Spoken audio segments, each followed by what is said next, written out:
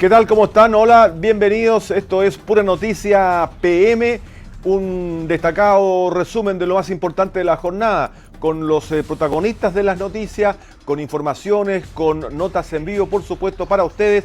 Y ahora presentando los principales titulares de esta edición. Adelante. Violenta riña entre estudiantes en colegio de Villa Alemana. Un alumno terminó seriamente herido tras la fuerte pelea. Fiscalía anuncia que formalizará al alcalde de Concón. Freddy Ramírez es acusado por el delito de usurpación de identidad, cosa que él niega.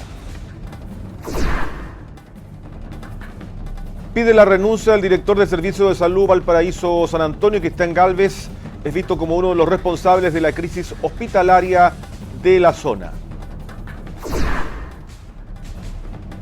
Valparaíso en el top 3 de delitos de crimen organizado. Estudio reveló que hay 4.704 casos asociados a organizaciones delictuales. El ex subsecretario Manuel Monsalve seguirá en prisión preventiva. La Corte de Apelaciones declaró inadmisible el recurso que pretendía cambiar cautelar. Las opciones del Partido Socialista: reemplazar a Isabel Allende en el Senado. Andrés Santander y Tomás de Rementería corren con ventaja para hacerse de este escaño. Aumentan a 218 los muertos tras derrumbe en República Dominicana. La tragedia ocurrió en la discoteca Jet Set, ubicada en Santo Domingo, donde estaba congregada gran parte de la sociedad de República Dominicana, incluyendo la muerte del cantante Ruby Pérez, un famoso cantante de merengue. Y Sergio Campos anuncia su retiro de Radio Cooperativa. El histórico locutor estuvo en la popular estación durante casi 50 años. El hombre del diario de Cooperativa está llamando. Palestino consiguió su primer triunfo en Copa Sudamericana. Gran triunfo frente a un cuadro difícil, Unión de Santa Fe, que dirige Kili González. 2-0 en el Estadio Nacional. Colo-Colo recibe este jueves a Fortaleza de Brasil. Los albos esperan conseguir su primer triunfo en Copa Libertadores de América, luego de empatar en Bucaramanga.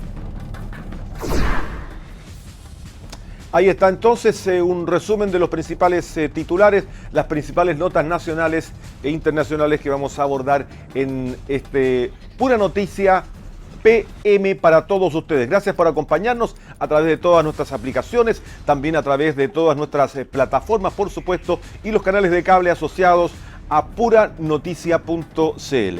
Vamos ahora al primer contacto. Ya está el móvil con Gonzalo Andrés Pérez, como siempre, con nosotros. ¿Qué tal, Gonzalo? ¿Cómo estás? Hola, bienvenido, buenas tardes. Hola, ¿qué tal, Rodolfo? ¿Cómo estás? Muy buenas tardes. Fría tarde nuevamente. Ya los días otoñales se quedaron, pareciera ser, nomás en nuestra región de Valparaíso. Los días fríos, las tardes frías, aunque durante la tarde, eso las 2 de la tarde más o menos, cuando conversábamos con Camila, en ese horario no estaba tan frío, estaba rico de hecho, pero ya a esta hora de la tarde comienza a entrar el frío y esperamos ya dentro de los próximos minutos que comience ya también a caer la tarde, la oscuridad que llega a nuestra región. Así que eso o de esa manera nos recibe en esta tarde de noticias nuestra región de Valparaíso. Y para comenzar de inmediato, Rodolfo, a hablar de la materia policial, hay 2 hechos que han marcado la jornada. Uno de ellos, el hallazgo del cadáver de una persona en la bahía de San Antonio. Personal de la Armada de Chile fue alertada luego de que en las cercanías de uno de los muelles de San Antonio se viera un cuerpo flotando. De inmediato se activó el protocolo por parte del personal de la Policía Marítima que llegó hasta este lugar. Lograron poder rescatar o extraer de las aguas el cuerpo y luego llevarlo hasta una zona segura donde se ha solicitado la concurrencia de la Brigada de Homicidios de la Policía de Investigaciones en San Antonio para poder lograr recabar más antecedentes. Se tiene la identidad de la persona, se trata de una persona que al parecer estaba realizando labores de pesca en un sector de roqueríos y habría sufrido por consecuencia o por causas que están siendo investigadas. Se están indagando las causas de su fallecimiento, que en una primera instancia sería de esa manera, no habría intervención de terceras personas en esta situación que está siendo indagada. De hecho, hace pocos minutos atrás, la Policía de Investigaciones envió un comunicado dando cuenta de su concurrencia por orden de la Fiscalía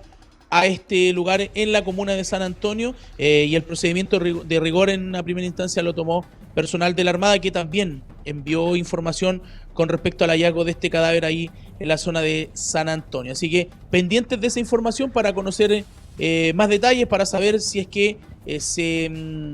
que la familia ya logra enterarse y ver las circunstancias, si puede haber sido afectado por alguna enfermedad que haya generado que cayera al mar y que haya generado esto o desencadenado su fallecimiento. También dar cuenta, Rodolfo, de un trabajo importante del OS7 de Carabineros, la sección antidrogas de la Policía Uniformada, que desarticuló una asociación criminal dedicada al tráfico de drogas con más de 260 kilos de marihuana. Ahí ya estamos viendo las imágenes que nos entrega Sebastián Ponce desde la sala de dirección. Esto fue en Petorca. Carabineros del OS7 Aconcagua finalizó estas diligencias investigativas en coordinación con la Fiscalía SACFI de Valparaíso, donde se logró identificar a esta organización criminal que operaba en la comuna de Petorca y que mantenían establecidos 4 campamentos de acopio de marihuana.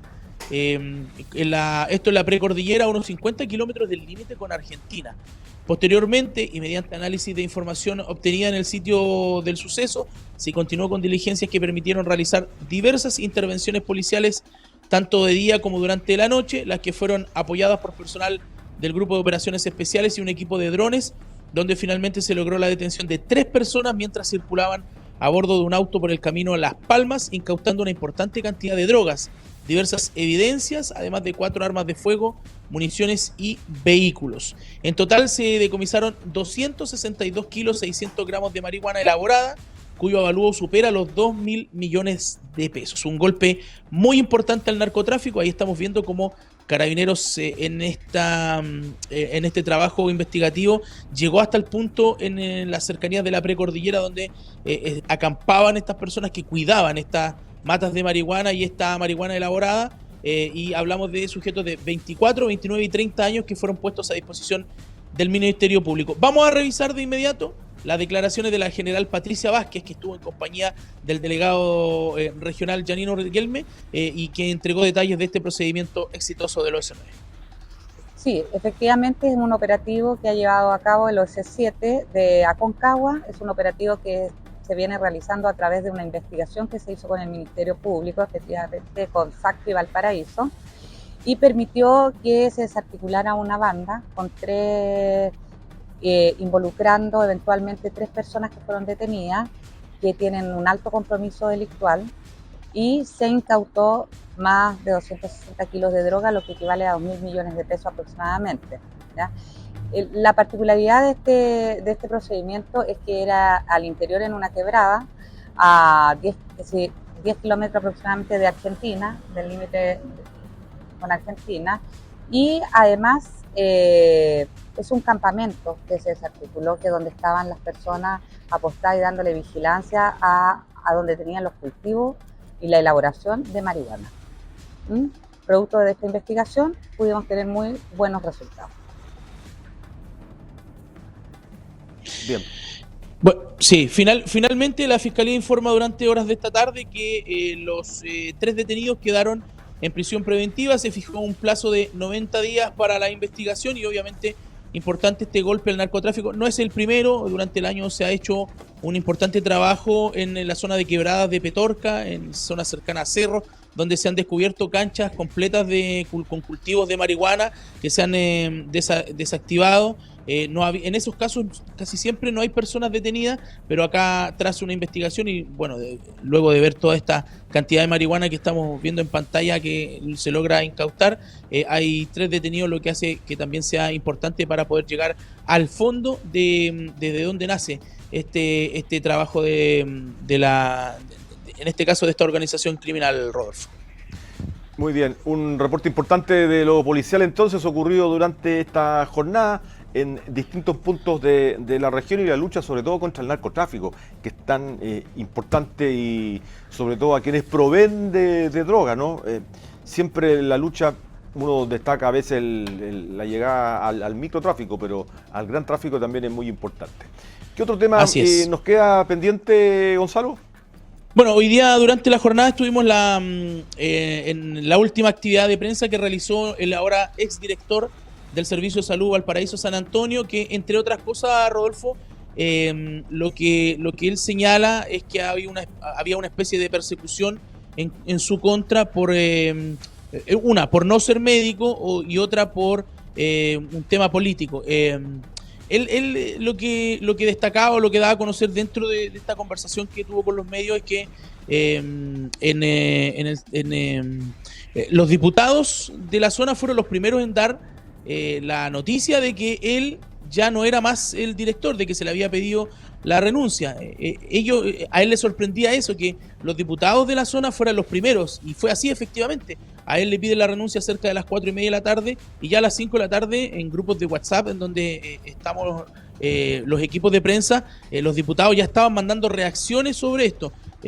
Básicamente lo que él dice es que para ellos fue como un premio político su salida, más allá de que él insiste en que no tiene responsabilidad en la actual crisis, lo hablábamos, lo desarrollamos también durante esta tarde, en la paupérrima situación que se encuentra el Hospital Carlos Van Buren. Está en curso una toma, además, en el Servicio de Salud Viña del Mar, Quillota Petorca. Entonces esto agudiza más aún la situación de la salud en nuestra zona. Sí. Pero el fondo es más, el detalle es más profundo que eso, ¿no? Yo no creo que aquí hay un problema de gestión desde el Servicio de Salud en torno al financiamiento del Hospital Carlos Van Buren, el fraccionamiento que se entregó y la constante tensión que había entre la Dirección de Salud y la Dirección del Hospital Van Buren. Eso es un tema. Y anteriormente yo diría que hay 2 o 3 elementos que tienen que ver con que el Servicio de Salud Valparaíso San Antonio tiene una falta de desarrollo de proyectos altos. 21 proyectos que no se han desarrollado o que no han sido de alguna manera llevados adelante y que tienen que ver con estructura principalmente en Valparaíso. Y eso en el tiempo ha sido también un problema mayor. Pero bueno, es parte de lo que hay que ir solucionando, ¿no? Sí, ojalá por el bien de la gente que todos estos conflictos se solucionen pronto. Me refiero a la toma en la que está sumida el Servicio de Salud. Además, la dirección no habla, más allá de entregar un comunicado que ayer dábamos a conocer, la dirección no se refiere más allá a esto, solo dicen que tienen todo bajo control. Yo no sé qué tan controlada pueden tener una situación donde sus oficinas están tomadas, se van a cumplir 48 horas a las 5 de la mañana de mañana. Entonces ahí hay una situación. Y bueno, sí, lo demás, lo que tiene que ver con el Hospital Carlos Van Buren, es muy grave. Hace pocos días salía un reportaje en Televisión Nacional de Red Valparaíso donde dan cuenta de la situación precaria, personas que están, por ejemplo, teniendo sus hijos dando a luz sin anestesia y un sinfín de cosas que hemos venido hablando hace mucho tiempo, en medio de además la búsqueda de las autoridades, como que son 2 mundos paralelos, la crisis financiera del Van Buren y en la otra lista, autoridades buscando un terreno donde emplazar un nuevo hospital. O sea, no hemos terminado de pagar el antiguo y ya quieren hacer el nuevo, que yo no digo que esté mal, pero quizá lo mejor es abocarse a solucionar los problemas de este actual para luego pensar en uno nuevo. Claro, no, pero tiene que ver con un tema de infraestructura y la búsqueda de un espacio para construcción del nuevo hospital de Valparaíso, que en el fondo no es el nuevo hospital, sino que es un espacio para que comiencen a funcionar otras áreas importantes y se trasladen a ese lugar que sería frente al mismo hospital, ahí donde está hoy día una línea de Fronza, ¿no? Que es una automotora, pero eso aún todavía no está concretado.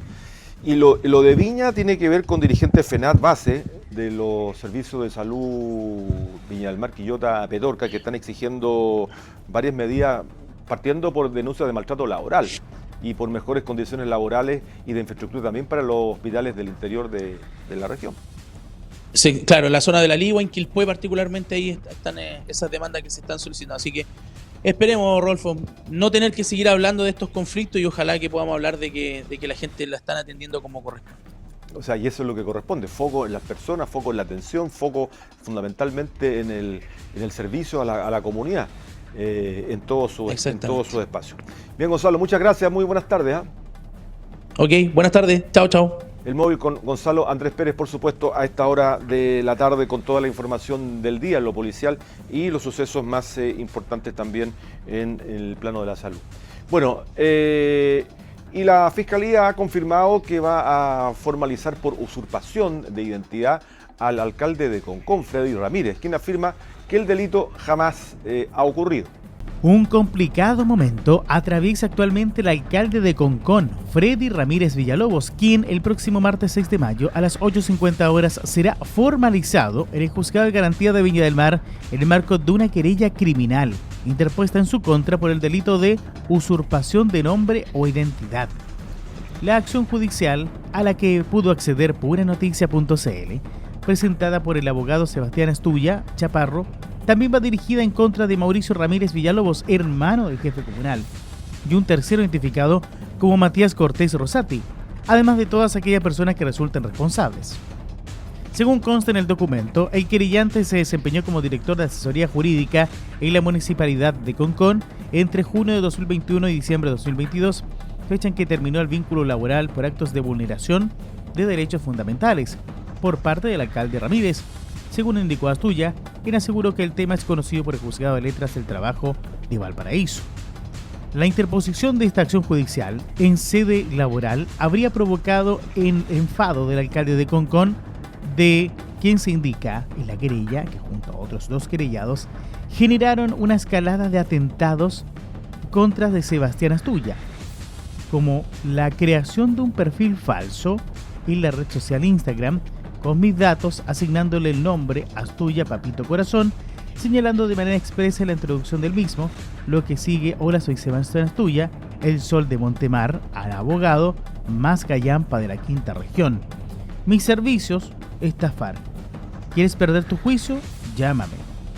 De igual forma, el jurista expone en su querella ingresada en el Juzgado de Garantía de Viña del Mar que agregaron 2 fotos extraídas de sus cuentas privadas y las publicaron en esta nueva cuenta en la red social Instagram, como para hacer parecer que soy yo. Sobre esta cuenta afirma que la acción judicial, que si bien esta tiene como fecha la creación de octubre de 2023, señala que anteriormente tuvo otros 2 nombres, siendo el último y plenamente vigente el referido Astuya-Papito Corazón.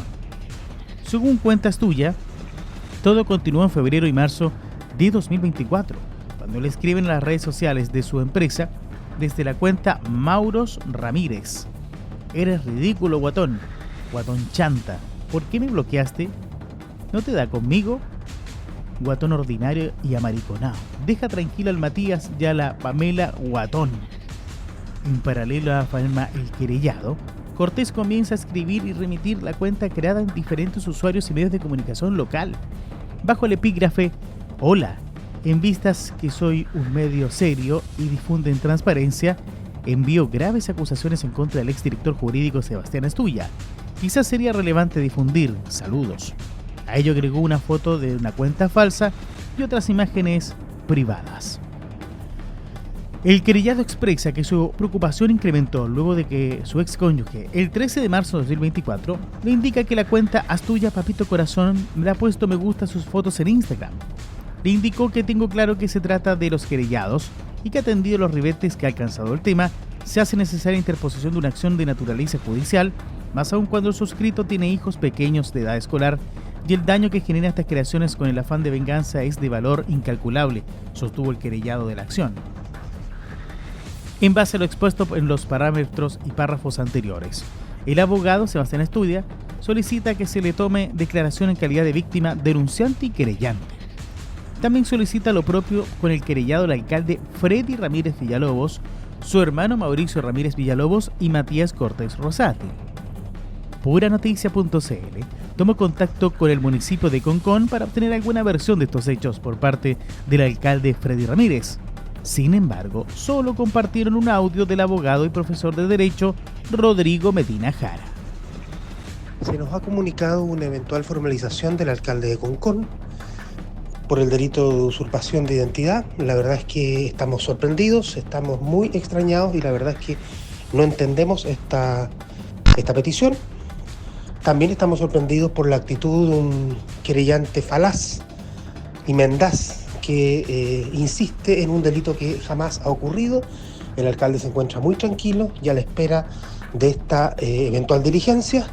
Seguirá realizando sus actividades de acuerdo a sus funciones y además dentro del proceso intentaremos, como ya lo hicimos, solicitar el sobreseimiento definitivo de la causa porque no existe el delito investigado y en esto queremos ser claros. La imputación que se le hace respecto de un querellante que, como hemos dicho, falaz y absolutamente sin fundamento, carece en absoluto de veracidad y por lo tanto vamos a tomar las medidas necesarias al interior del proceso solicitando lo que en derecho corresponde. Frente a todos estos, Puranoticia.cl consultó el tema a la Fiscalía Local de Viña del Mar, la que manifestó que durante el mes de mayo de 2024 se recepcionó la querella por el delito de usurpación de nombre en contra de 3 imputados, investigación que se trabajó con la Brigada de Investigación Criminal de la Policía de Investigaciones. A la luz de los antecedentes recopilados durante la investigación, se tomó la decisión de formalizar investigación, audiencia que fue solicitada al Juzgado de Garantía de Viña del Mar y que quedó fijada para el próximo 6 de mayo en el año en curso. En dicha audiencia se expondrá los hechos por los que serán formalizados. Bueno, Valparaíso es la tercera comuna más afectada por delitos asociados al crimen organizado, con 4.704 casos según un estudio entregado por la Universidad San Sebastián, una muy mala cifra. La información a la que accedió nuestro medio fue realizada a nivel nacional, regional y comunal y consideró las estadísticas del Ministerio Público respecto al número de casos de delitos vinculados al crimen organizado entre 2022-2023, los 2 últimos años con cifras disponibles. Santiago, Pudahuel y Valparaíso son las comunas con más delitos vinculados al crimen organizado, según una investigación realizada por el Centro de Estudios de Seguridad y Crimen Organizado CESCRO de la Universidad San Sebastián. La muestra a la que accedió Puranoticia.cl fue realizada a nivel nacional, regional y comunal y consideró las estadísticas conseguidas en transparencia del Ministerio Público respecto al número de casos de delitos vinculados al crimen organizado entre 2022 y 2023, los 2 últimos años de los que existen cifras disponibles. Números en los que se expone comunas como Santiago, Pudahuel y Valparaíso son las más afectadas por este tipo de criminalidad. Además de eso, el informe de la Universidad San Sebastián también elaboró un índice que considera una serie de variables, como la gravedad del delito, relación con mercados criminales, amenaza o violencia, entre otros. Pia Gren, directora de CESCRO, explicó las 2 expresiones del indicador. Primero, la frecuencia ponderada de delitos asociados al crimen organizado, que permite identificar dónde se concentra la mayor cantidad de delitos ingresados, considerando la gravedad de estos.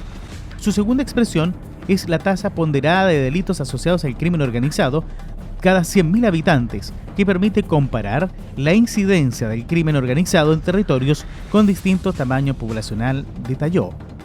Para exponer lo analizado, el Centro de Estudios de Seguridad y Crimen Organizado, además del informe, elaboró una plataforma con un mapa interactivo en el que se puede revisar los índices comunales de 56 delitos considerados en el estudio y que están relacionados con el crimen organizado y que fueron agrupados en 6 categorías.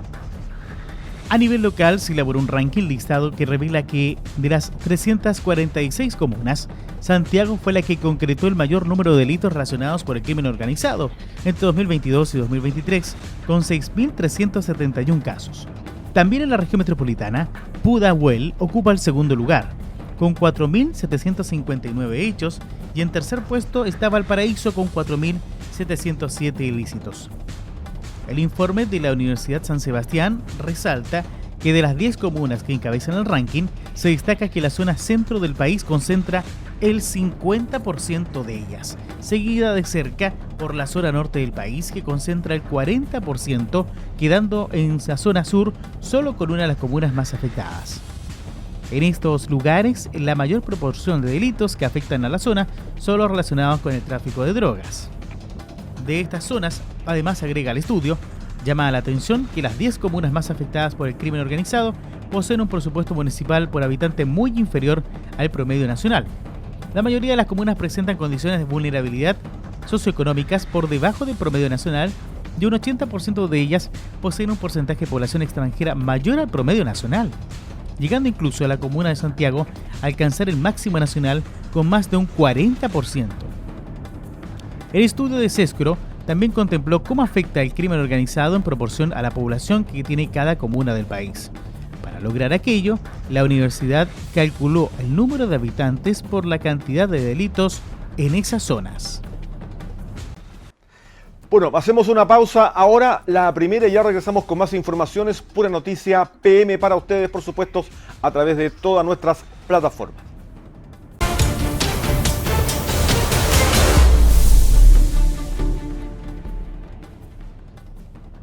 Seguimos en Pura Noticia PM, las noticias más importantes de la jornada, los temas que están en el punto de interés suyo y también nuestro. Bueno, ¿por qué se da la violencia escolar? ¿Qué está gatillando estos modelos violentos? Es un tema que vamos a abordar más adelante, porque por ahora le vamos a contar de esta violenta riña entre estudiantes de enseñanza básica del Colegio Nacional de Villa Alemana, que quedó plasmada en videos que salieron o que fueron grabados por los propios estudiantes. Y esto terminó con un alumno seriamente herido. Una serie de registros entonces que se han dado a conocer a través de las redes sociales, donde uno de ellos muestra a un alumno siendo cargado por un adulto visiblemente lastimado. Veamos esta nota. Una violenta riña entre estudiantes de enseñanza básica se produjo a las afueras del Colegio Nacional de Villa Alemana, hecho que terminó con al menos un herido. Una serie de registros se han dado a conocer a través de las redes sociales, donde uno de ellos muestra a un alumno siendo cargado por un adulto visiblemente lastimado. Si bien carabineros de la Sexta Comisaría de Villa Alemana acudieron al establecimiento, informaron que la denuncia fue interpuesta directamente al juzgado de familia. Cabe hacer presente que el alumno herido se encuentra en buen estado de salud. El hecho ha generado gran preocupación entre la comunidad educativa del establecimiento, que ha pedido explicaciones por el violento hecho registrado. Desde la Delegación Presidencial Provincial de Marga Marga informaron que se registró una riña entre estudiantes de enseñanza básica que generó gran preocupación en la comunidad educativa. Valoramos la rápida acción del establecimiento ante la situación médica de uno de los alumnos involucrados y el contacto con los equipos de salud y carabineros. El estudiante del video se encuentra en buen estado de salud. De igual forma, desde la entidad gubernamental indicaron que las autoridades competentes ya aplicaron el protocolo correspondiente para esclarecer los hechos y resguardar el bienestar de todos los estudiantes. Seguiremos en coordinación con la Seremi de Educación para que se apoye al colegio y las familias involucradas. Violencia en establecimientos educacionales. ¿Qué factores están influyendo en que esto ocurra? ¿Qué modelos están siguiendo? Esto se da aquí en la región, pero hemos visto imágenes en el año y el año pasado de otros puntos del país, del norte o del sur de Chile, ¿no? Y situaciones aún más violentas, con golpes, con violentas peleas, incluso fuera del establecimiento educacional. Bueno, vamos a tratar de poder ahondar sobre esta materia. Vamos a conversar con Verónica López, psicóloga. Ella es directora del Centro de Investigación para la Educación Inclusiva de la Pontificia Universidad Católica de Valparaíso. Verónica, muy buenas tardes. Muy buenas tardes. Bueno, primero, ¿por qué se da la violencia escolar? ¿Se daba antes? ¿Hoy se puede grabar? ¿Se pueden generar recursos para poder tener esa información, o es algo que ha venido aumentando? Bueno, lo que les podemos contar desde la investigación es que la violencia escolar corresponde a distintas formas, ¿cierto?, de agresión que se dan de manera sostenida en el tiempo, donde no se logran resolver los conflictos de una manera dialógica, es decir, a través de la conversación y el diálogo. el conflicto es parte de la vida cotidiana y por lo tanto es parte de la vida escolar, pero cuando no logramos resolverlos y anticiparnos a las maneras en que podemos resolverlos a través del diálogo, de distintas formas de buscar acuerdos, entonces se generan actos que pueden constituir hechos violentos que dañan también a las personas y también en algunos casos a la propiedad. Ahora, nosotros hicimos un estudio financiado por FONIDE, son fondos del Ministerio de Educación, donde estudiamos la evolución en el tiempo, es decir, desde el 2013 en adelante, con los datos que dispone Chile. Chile es uno de los pocos países en el mundo que cuenta con información que reportan los estudiantes, también los apoderados e incluso los profesores respecto de convivencia y violencia. ¿Y saben lo que encontramos? Que en la enseñanza básica la convivencia escolar ha mejorado y la violencia ha disminuido, pero en cambio en la enseñanza media sí es que ha aumentado la violencia escolar y también hay peor reporte de convivencia, medido como la relación de respeto entre estudiantes y de profesores a estudiantes también. Entonces, el hecho que ocurrió hoy día en Villa Alemana, podemos situarlo dentro del contexto histórico de la evolución en el tiempo, porque esto ocurrió en básica, como un hecho probablemente más bien aislado, que es algo distinto que si estuviéramos hablando de la enseñanza media. ¿Te fijas? O sea, ahí hay un comportamiento en el tiempo donde más del 90% de los establecimientos en Chile en la básica han tendido a disminuir los hechos de violencia. Y lo que vimos hoy día, por lo menos la nota que ustedes nos muestran, es que la comunidad estaba muy preocupada, se abrieron los protocolos, se informó a las autoridades, el estudiante fue llevado a resguardo, y por lo tanto ahí podemos pensar que quizás se trate o no, pero me hace pensar que sí, de un hecho aislado y que se tomaron las medidas y resguardos necesarios, es decir, que existen los protocolos y que esos protocolos se activaron. Claro. Pienso que hay algo que ocurre en la enseñanza media, en cambio, donde los hechos probablemente son más recurrentes en el tiempo y donde necesitamos actuar y pensarnos otra forma también de enseñar, de educar en la enseñanza media, porque hay que empezar a entender por qué ocurren estos hechos de violencia, más en la enseñanza media y más en el tiempo que en la enseñanza básica. Claro, Verónica, si lo centramos en la enseñanza media, como un punto de crisis, ¿no? y de violencia, ¿cuáles serían las estrategias desde el punto de vista de tener mayor mano dura, establecer más reglas, o más bien incentivar el diálogo, incentivar el trabajo y la conducta de acercamiento entre los pares, los jóvenes y los adultos? Nosotros sabemos, y la literatura lo confirma, y la internacional y nacional, que la mano dura no sirve, porque te resuelve el problema en el momento, en la semana, en el mes, pero si tú no logras que la gente aprenda a resolver conflictos, los adultos también, entonces volvemos a recurrir a formas violentas para resolverlos. Ayer estuve en un liceo de la región de Valparaíso, que era uno de los 3% de los establecimientos de media que sí habían logrado tener trayectorias en el tiempo de mejoramiento de la convivencia y disminución de la violencia. Fíjate. Y ahí aprendimos con la comunidad escolar, era parte de un estudio cualitativo de este estudio que les estoy contando, donde ellos toman un montón de acciones. Por ejemplo, tienen un encargado de convivencia escolar 44 horas que forma parte del equipo directivo, es decir, toma las decisiones con el colegio, se reúnen semanalmente, no hacen atención de casos individuales de estudiantes, sino que trabajan con los profesores jefe, con los profesores de aula, para que ellos anticipen el conflicto, que lo aborden, que informen. Otro asunto importante es que conocen, es un liceo municipal del interior de la región de Valparaíso, que atiende a más de 900 estudiantes, es decir, está dentro del promedio nacional de tendencia a la baja, pero ellos no, ellos tienen una tendencia a la mejora en convivencia. ¿Y qué es lo que hacen? Tienen una estrategia año a año en que conocen a sus estudiantes, por nombre y apellido cada uno, cuál es su situación familiar, qué contextos adversos pueden tener, y entonces van generando acciones que son de diálogo, de anticipar cuando de repente hay amigos que se dejan de hablar, anticiparse a las peleas. Entonces generan distintas formas de mediación escolar donde hablan con ellos.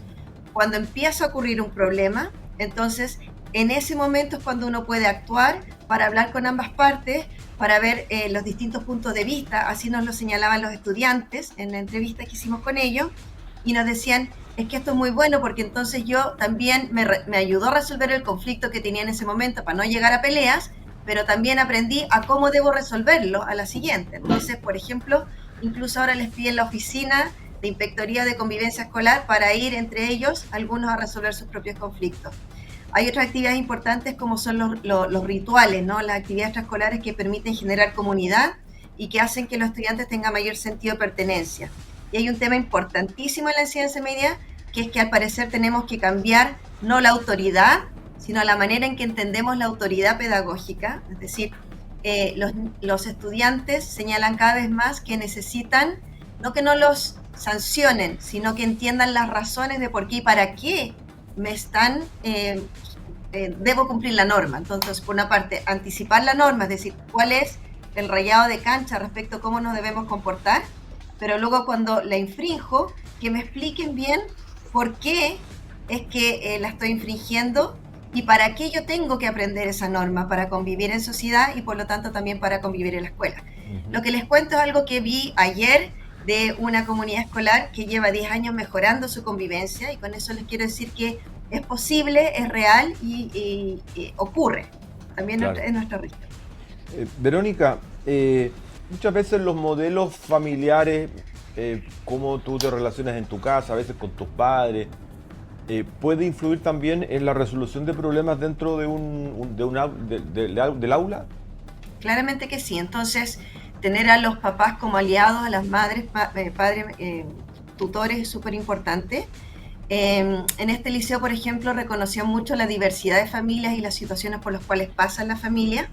Entonces, generan talleres para padres, o sea, también los padres, los adultos y los profesores, todos quienes somos adultos, también nos cuesta resolver nuestros problemas, ¿cierto? Y también nos ayuda a encontrar formas más dialógicas de resolverlos, que nos pueda ayudar para con nuestros hijos, para también para nosotros mismos. Entonces, lo que nosotros hemos visto en nuestras investigaciones es que la convivencia educativa, de hecho hoy día la Política Nacional de Convivencia Escolar ya no es de convivencia escolar, de convivencia educativa, justamente para poner el punto de que la convivencia es entre todos los miembros de la comunidad, incluida la relación entre adultos.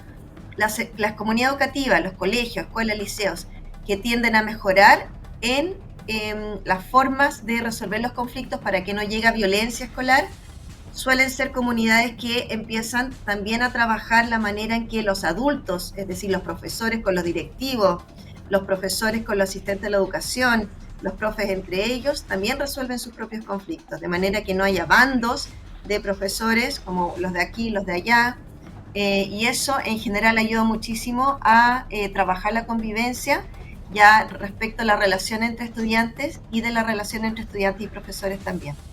Eso es muy importante. Se viven tiempos más complejos, o sea, los jóvenes hoy día no son los de antes, ¿no? ¿La pandemia puede influir también en este proceso posterior? Exactamente, y eso es un hallazgo a nivel internacional, fíjate, y nosotros también en Chile lo hemos visto. Después de la pandemia, por ejemplo, en Estados Unidos se reportaron mayores niveles de violencia y de agresión hacia profesores y otros miembros de la comunidad escolar, pero sobre todo hacia profesores. En un estudio que estamos ahora terminando, encontramos que la percepción de inseguridad que viven los profesores en Chile es mayor si es que tienen menos años de experiencia y si es que mientras más trabajen en el aula. Entonces, claramente los jóvenes han cambiado, ¿cierto? En realidad tú vas a un colegio, a un liceo y te señalan, ¿cierto? Que después de la pandemia empezamos a ver conductas, por ejemplo, de cortarse las muñecas, como que son formas del constructo de ideación suicidia que están muy relacionados y es un síntoma de temas de salud mental. Entonces sí, de hecho el Ministerio de Educación en su política de reactivación, en el Plan Nacional de Reactivación Educativa, habla de convivencia escolar y salud mental, porque la salud mental y el bienestar, tanto de estudiantes como docentes y de la comunidad educativa, ha sido tema, ¿no? Después de la pandemia. Claro.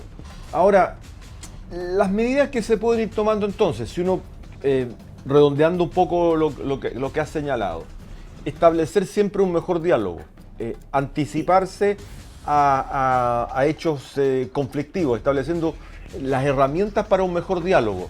Y eso lo tiene que realizar el profesor, lo tiene que realizar el papá, la mamá, porque es una conducta que se va estableciendo, es una conducta que se va llevando permanentemente.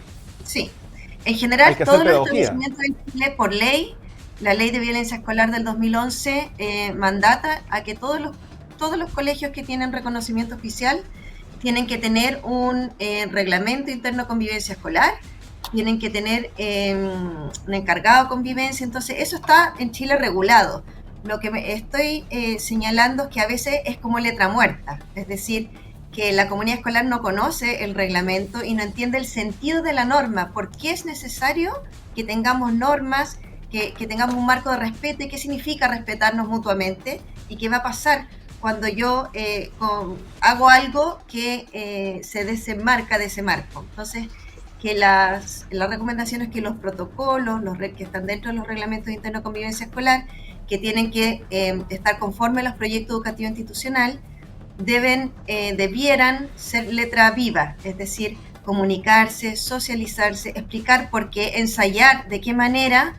La semana pasada en una acción de formación que nosotros tenemos como Católica Valparaíso en conjunto con la Superintendencia de Educación, donde ellos forman y nosotros colaboramos en la formación de personas profesores y encargados de convivencia escolar.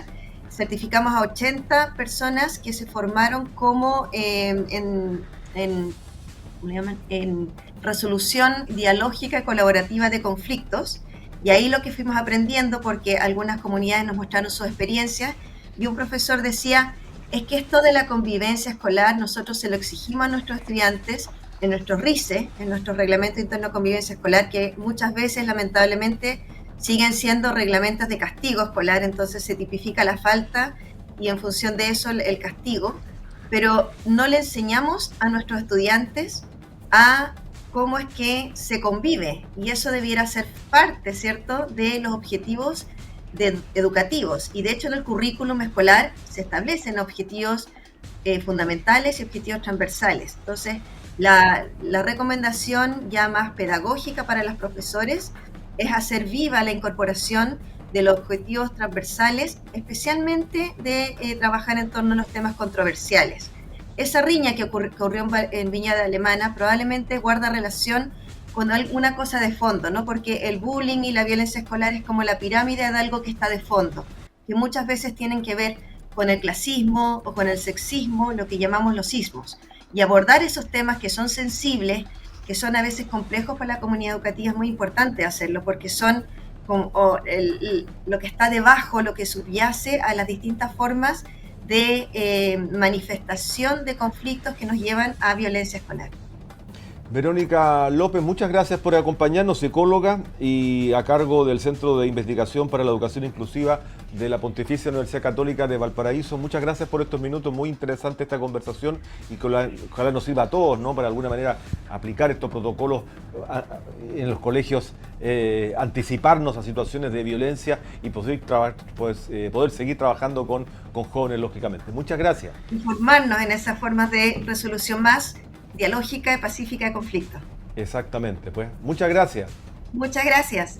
Ahí está. Muy interesante esta conversación con Verónica López, entonces, hablando a partir de un hecho que ocurrió en un colegio, que ocurrió en una institución de educación acá en la región de Valparaíso, poderlo extrapolar y llevarlo justamente a cómo se están estableciendo los protocolos. Y un dato importante que ha dado ella, a niveles de educación básica ha disminuido la violencia y se va enfrentando de una manera mayor en la educación media, donde sí hay que trabajar protocolos, donde sí hay que trabajar la mejor relación de jóvenes, niños y niñas.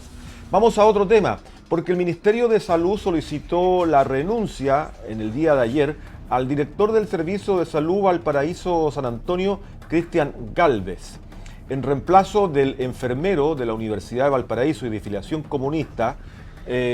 Asume en calidad de directora subrogante Loreto Maturana, quien hasta ahora se desempeñaba como directora del Hospital Claudio Vicuña en la comuna de San Antonio. Conozcamos la información.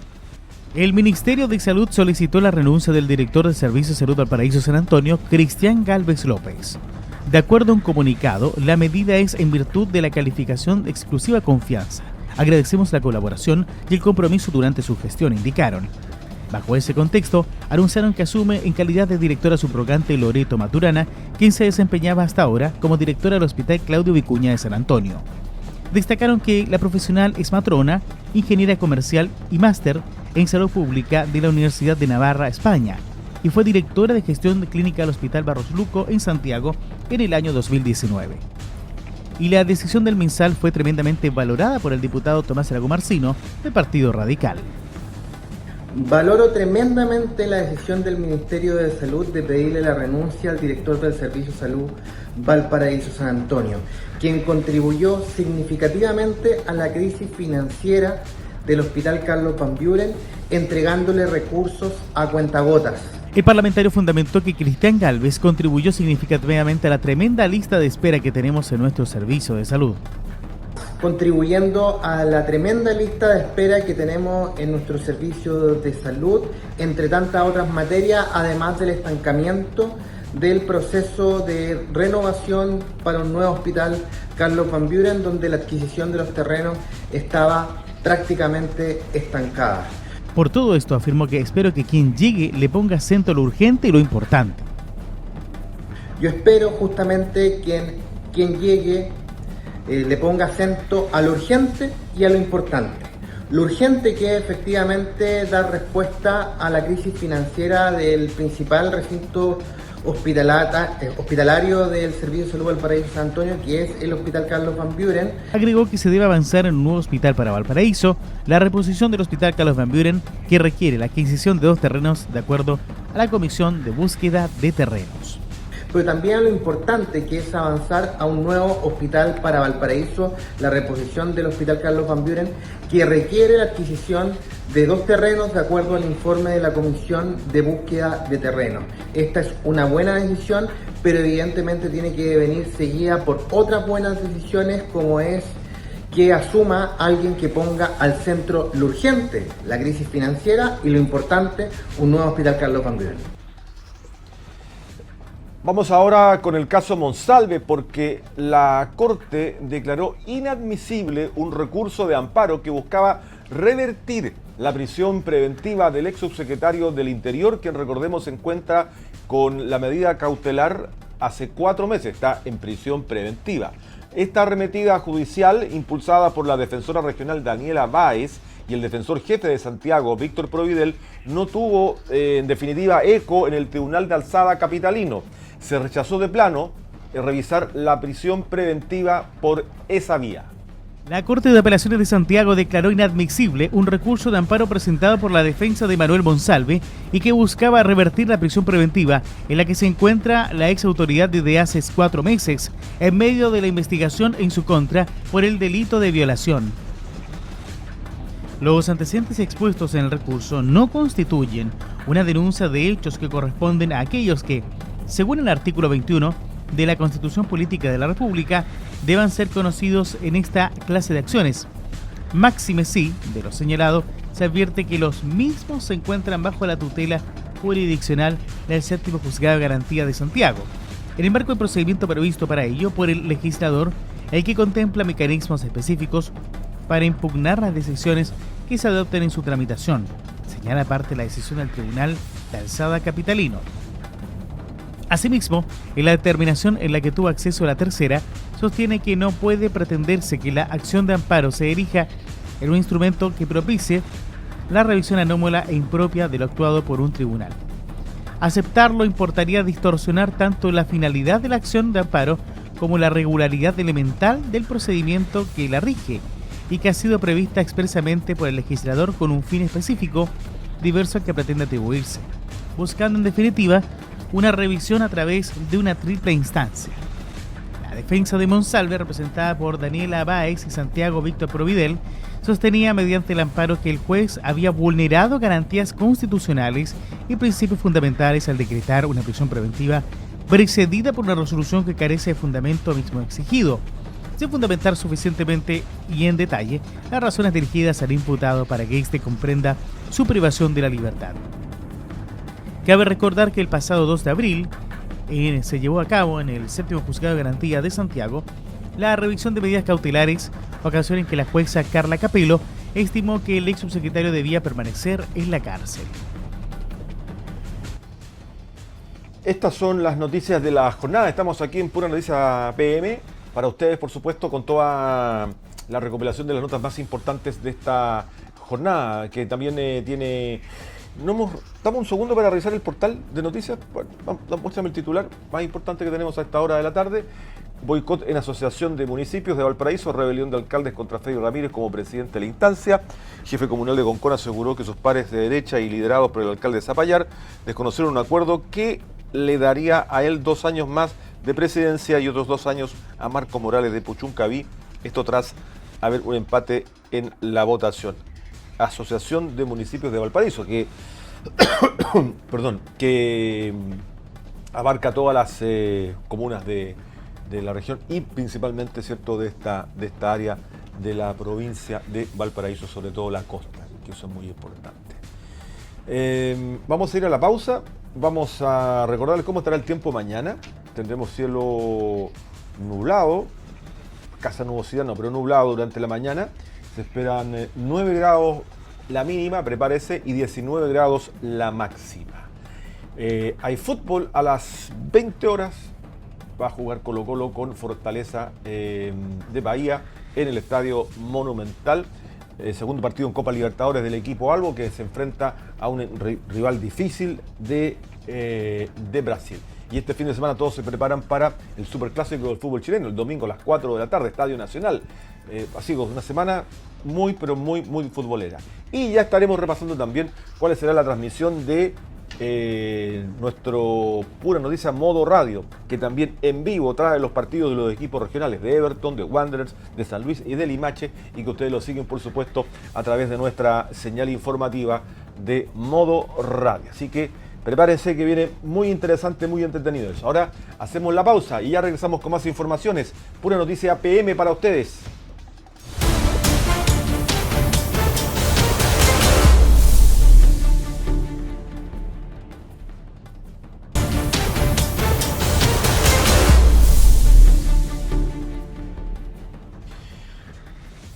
Bueno, volvemos con más informaciones. Vamos ahora al ámbito político nacional, que tiene que ver también cómo se define la realización o no de primarias en la centro derecha, y donde hay un protagonista importante que se llama Rodolfo Carter, el exalcalde de la Florida, que de alguna manera ha señalado los deseos de competir y está esperando hasta mañana viernes para poder decidir, tomar alguna decisión, que tiene relación fundamentalmente con hacer este proceso en la centro derecha.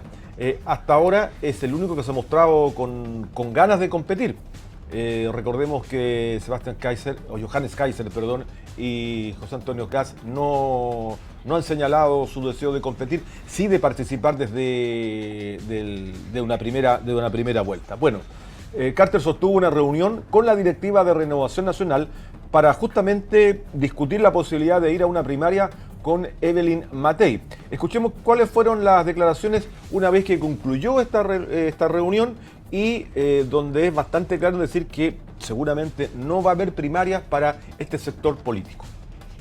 Lo primero, agradecer al presidente de Renovación Nacional y a su secretaria general la gentileza de acompañarnos a conversar. Tengo la mejor opinión de Renovación Nacional y de su partido, del partido y su directiva. Tenemos una diferencia, evidentemente.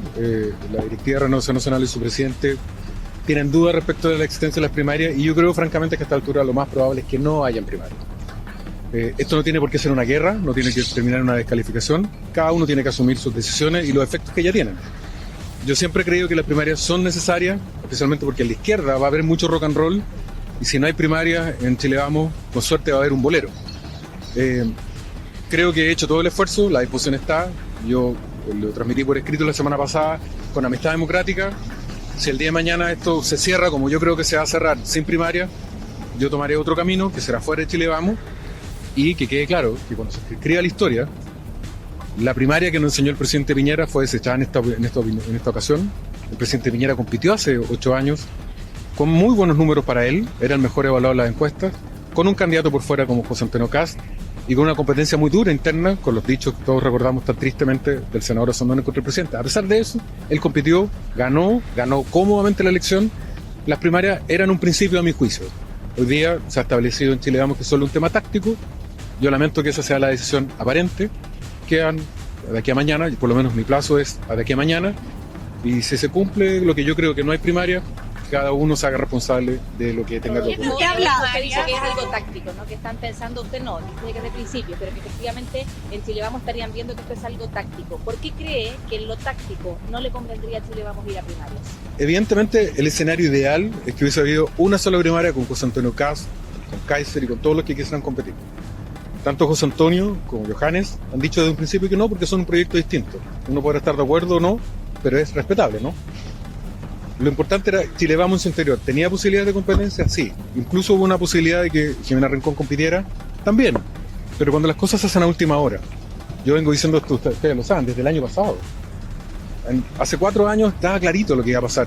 Hoy día estamos con el secretismo, trámites a última hora, con el riesgo importante de mucha equivocación a última hora. Mire, permítame decirle algo.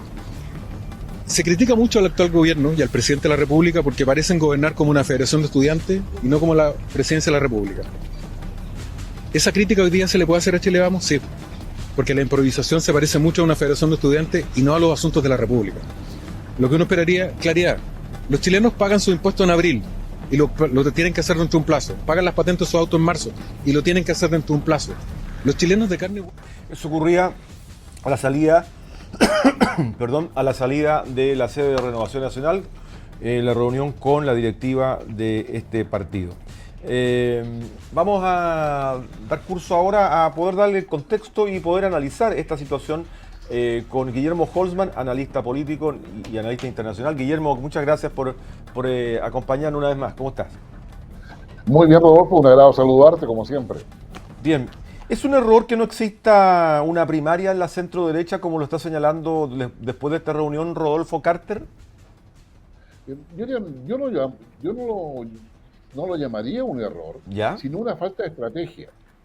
Es decir, lo que queda en evidencia que la centro derecha no tiene una estrategia electoral y que, y Rodolfo Carter tiene razón en eso, en términos de que esto se está decidiendo a última hora, mientras el plazo se está acercando para esa definición. Y la carencia de una estrategia yo creo que debilita justamente a la centro derecha. Y ese debilitamiento está generando que muchos outsiders, aparezcan, no solamente aquellos que ya están previstos, como el caso de Kast o de Kaiser, sino que la posibilidad de que aparezcan otros más, considerando la cantidad de independientes que se ha inscrito para las presidenciales y con la eventualidad que más de alguno consiga el número de firmas necesarias para poder estar en la papeleta, en esta elección. En consecuencia, yo creo que acá hay un tema de una falta de estrategia que tiene que ver con la falta de ideas programáticas y el espacio de convergencia entre los distintos candidatos que podría tener la centro derecha por una primaria. Si la centro derecha no hace primarias, va a quedar encerrada en la idea de que los outsiders van a querer sacarle votos a la derecha para aumentar, mientras que aquellos indecisos, que no es un porcentaje menor, o aquellos que no se sienten identificados con ningún partido político, van a empezar a mirar las figuras y todo va a quedar concentrado en un personalismo en la política, que el señor entonces que sea más empático o tenga mayor fuerza, y ahí se te aparece Parisi, que con su estampa y su discurso ya ha demostrado que puede mover muchos votos de aquellos que no se sienten identificados con los partidos políticos. Guillermo, Carter habla de lo táctico. A ver, yo he escuchado varias teorías. Una es que podría, siendo Carter candidato, ser una campaña muy dura. Candidato a primaria, estoy hablando, ¿no? Una campaña muy dura, de mucha descalificación, que generaría muchos heridos en el camino. Yo diría que inevitablemente un análisis, cuando tú lo planteas en esa perspectiva, el hecho de que no quiera primarias y al no haber estrategia, también es imposible no plantear en la mesa de que hay un intento de blindar a Matei. en términos de no exponerla a un debate donde a lo mejor no la ven con la suficiente seguridad. Y esto, al no haber estrategia, obviamente debilita la candidatura y se suma a los argumentos que dimos anteriormente. Entonces, acá yo creo que la centro-derecha, al no resolver los problemas internos, no resuelve el tema de la primaria, porque los problemas internos entre Bópoli, la UDI y Renovación Nacional particularmente, y la perspectiva que cada uno de ellos tiene respecto a la candidata Matei, no están coincidiendo y se prefiere optar por el blindaje de la candidata Matei antes de abrir una situación de primaria que permitiese hacer una sumatoria y que finalmente pudiesen negociar justamente el fin de esa primaria y no tomar la primaria como una suerte de descalificación de los candidatos que participen en ella. Claro. Desde Renovación Nacional decían que lo mejor es una primaria entre tres.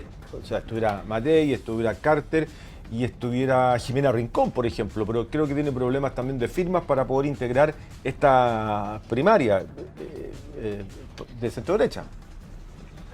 Bueno, hasta los problemas administrativos para poder tener las firmas, digamos, tanto la candidata Rincón, que le ha costado cumplir con los requisitos que se requiere, es decir, tener firmas con su partido constituido a nivel nacional, en definitiva, claro, ha restado quizás la posibilidad de avanzar hacia unas primarias.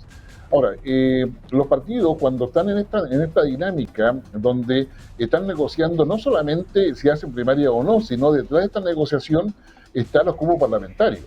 Y en ese sentido, si no hay primaria, significa que la negociación de cupo parlamentario va a ser muy dura. Porque claramente el sector de Jimena Rincón, digamos, el sector de Carter, y otros sectores que eventualmente se puedan sumar, van a exigir pactos por omisión, van a exigir una serie de elementos, aprovechando que lo más probable no haya cambio en el sistema electoral y se mantenga el sistema proporcional. Con lo cual la posibilidad de sacar candidatos con poca votación se mantiene actualmente vigente y aumenta las posibilidades de quienes están en los extremos del espacio ideológico de la centro-derecha actualmente. Sumemos a Amarillo y sumemos a Demócratas también, que son parte van a ser parte de esta coalición. Y donde el partido de la candidata, la UDI, tiene que hacer concesiones, porque tiene la candidata. Exactamente, entonces yo creo que se están enredando, ya se enredaron ya definitivamente, en un esquema donde no han podido sacar adelante una propuesta que sea creíble y que no está todavía con todas las ideas sobre la mesa, y se piensa de que al estar el oficialismo debilitado, con recién armando su parrilla como de candidatos, y que también van a primaria o no, en definitiva, pierden espacio, pierden oportunidad y lo más importante, pierden confianza y credibilidad, que es un elemento motor del voto de aquellas personas que se sienten o no se sienten identificadas con los partidos políticos actualmente existentes, que no son pocos. Y vamos ahora al otro sector, donde sí está desatada la campaña y con candidatos que se van sumando. Janet Jara desatada, está en todos lados, entrevistas, en notas. ¿Cómo es la estrategia que ves tú en el oficialismo, en definitiva, con esta cantidad de candidatos? Como decía Rodolfo Carter, muy buena cluña, parece el Festival de Viña, ¿no? Donde está todo pasando y acá solamente Matei tocando el piano en su casa. Bueno, Janet Jara, que está en la piscina ahora del Festival de Viña, porque si no se está viendo el chapuzón, está aprovechando que el Frente Amplio no tiene despliegue, no tiene una capacidad territorial que sea comparable a la que posee el Partido Comunista con su disciplina y ideología, y a su vez también no considera a socialismo democrático, que está enredado también en sus propias definiciones internas. Entonces yo creo que acá Janet Jara lo que está haciendo es lograr la mejor posición negociadora que el Partido Comunista haya logrado en las últimas 4 o 5 elecciones presidenciales para poder asegurar cupos parlamentarios. Es evidente, que si Janet Jara ganara la primaria del oficialismo, su probabilidad de salir presidenta disminuye considerablemente, lo cual hace que el triunfo de otro candidato, Evelyn Matei u otro, salga casi por default, o sea, por defecto. Y en ese sentido lo que va a importar más, y así pareciera ser, dadas todas las declaraciones del oficialismo, es tener, una muralla que una muralla muy grande en el Congreso, tanto en diputados como en senadores, para poder evitar cualquier tipo de gestión o la implementación del programa de quien llegue a la presidencia, pero que claramente no va a ser el oficialismo. Claro. Para muchos, bueno, va a haber primaria, ahí va a haber toda una energía, todo un movimiento, pero desde la centroizquierda se mira esto como ya perdido, desde lo presidencial, donde lo importante está señalado en la plantilla parlamentaria, en definitiva, senadores y diputados. Esa es una mirada, aunque uno puede decir, en política puede pasar muchas cosas de aquí a noviembre. Sí, pueden pasar efectivamente muchas cosas. Primero, porque el voto es obligatorio. Segundo, porque dentro de ese voto obligatorio, un porcentaje cercano al 50% o 40% no está de acuerdo con ningún partido político. Es decir, ese 40%, por dejarlo en esa cifra, va a decidir la elección presidencial tal cual ha sucedido. Es decir, Gabriel Boric, cuando ganó en segunda vuelta, él pensaba que ese 54% eran todos del Frente Amplio, y eso no era verdad. Lo propio le pasó a Piñera en su minuto cuando sale electo.